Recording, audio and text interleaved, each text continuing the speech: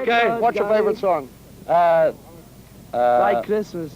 Yeah, and God Rule the Wencel's Kingdom. I like, there's another one of my favorites. Did you say White Christmas? Yeah. It's a good song. Not in rock and roll. Christmas. Oh, yeah, it is, yeah. Yeah, it is. You've heard it. God bless you, Mum. Thank you, Dad. Christmas. Yeah, it's rock and roll. I mean, it's not rock and roll. What is? No, that's what I say. All right, those were the Beatles talking about the song White Christmas, and George talked about it being a rock and roll song.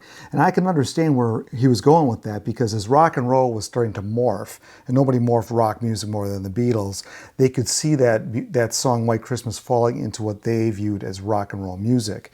And I think that prior to that, I mean, you had ballads that were not really considered rock music. They were very separate, but the Beatles started to change that by bringing all these different elements together.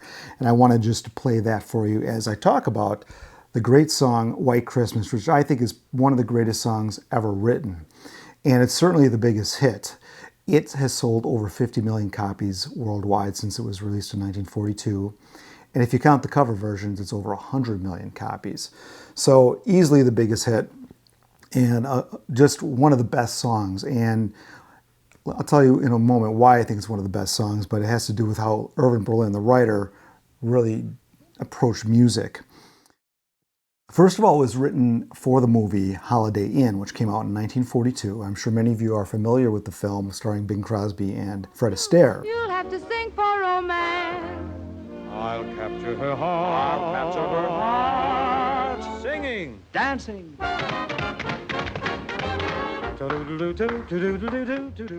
Irving Berlin wrote the song in 1940, and he had written it over a weekend in sunny California, and he came back and said to his secretary, "Can you write down this song that I wrote? Not only is it the best song I ever wrote, but it's the best song anybody ever wrote." And it's one of those cases where some of these big hits are so simple that they just are easy to write, and they just take like no time to write at all. And this is one of those cases.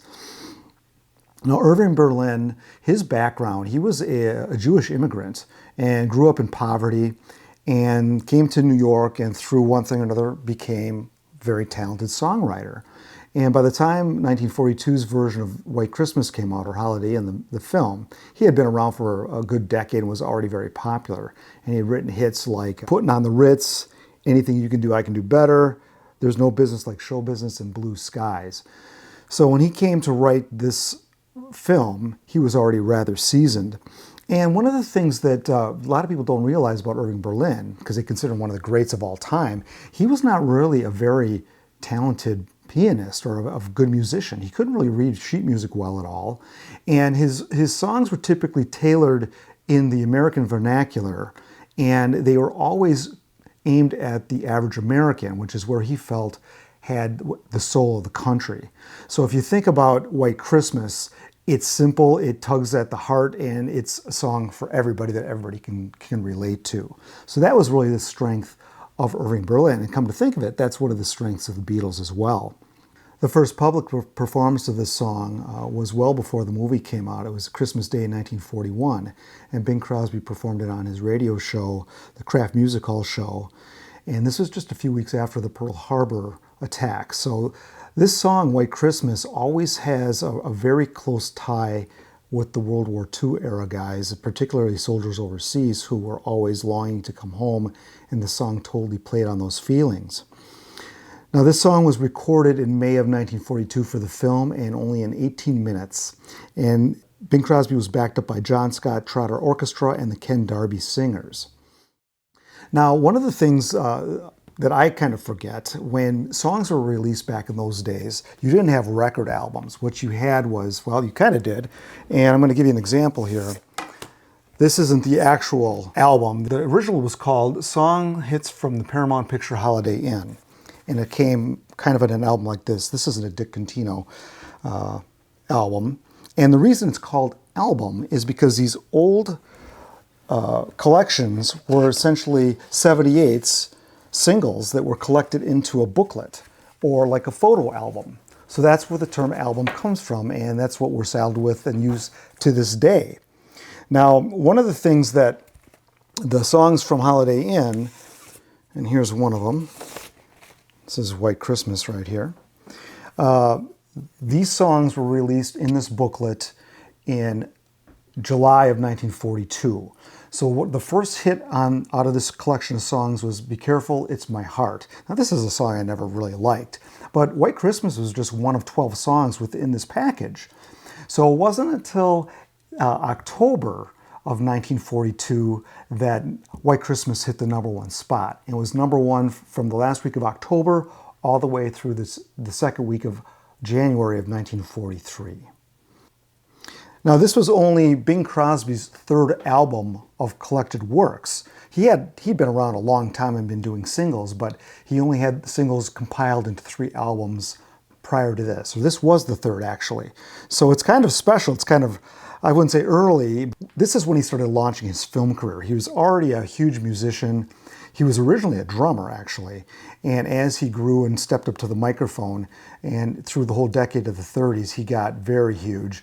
But in the 40s is when he started to take over the movie screen and started to become a very big actor as well.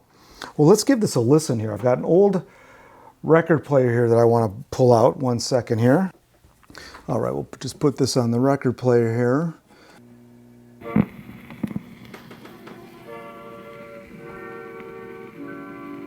So the 1947 version opens a little bit differently than this.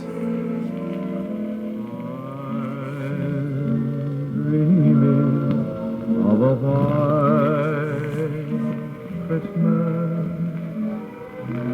just like the ones I used to know. I'll probably get a copyright strike on this. Where the treetops glisten and children listen to hear. All right, I'll just play a little snippet of it there. The other reason I wanted to play this, I didn't think I would play this on this record player, but this record player has been sitting around in my videos in the background, either here or at my old place, since the very beginning, and many of you have asked about this record player. This is a 1964 Columbia, and I bought this about, I don't know, 15 or more years ago, and it's not working as well as it used to, but it puts out some pretty decent sound. But the record player that's in here is a Gerard. So I think this record player is not original to this cabinet. This cabinet it's a Pi record player, and in the States I think it was distributed by Columbia. So these were more pieces of furniture really than record players, and they were not always easy to fix. So, but this one is one I really like. I like this kind of space age look. And when I was about 10, 15 years ago, I was playing more of my more beat ups 33s on here when I was working in the basement and stuff. So this thing still gets a lot of use. The version heard today is generally a version recorded in 1947. The original version from 1942 was so used that the master got worn out and they had to re-record it in 1947. So they used the same background singers and orchestra, and Bing Crosby tried to make it sound exactly like the original, although there are some noticeable differences. This is an original from 42, and they're not that hard to find because, you know, there's so millions of them. All right, so I mentioned earlier that this had a connection to World War II, and Bing Crosby's nephew, Howard, once asked him, what was the hardest thing you ever had to do in the entertainment business? And Bing Crosby said, in December 1944, he was in a USO show with Bob Hope and the Andrews Sisters.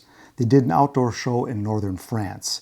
He had to stand there and sing White Christmas with 100,000 GIs in tears without breaking down himself. Of course, a lot of those boys were killed in the Battle of the Bulge a few days later. So that's pretty tough. And you wonder, you know, I think as I run this channel, it's like I'm always comparing 20th century music to today's music, and I just wonder, will today's music ever have that kind of impact to make 100,000 people cry in front of you? I don't know. I just don't know. I think that obviously that was a different time, and a different music was created because it was a different time. One of the things that I also wanted to bring up here with the success of White Christmas is it really changed the way Christmas music was perceived and written.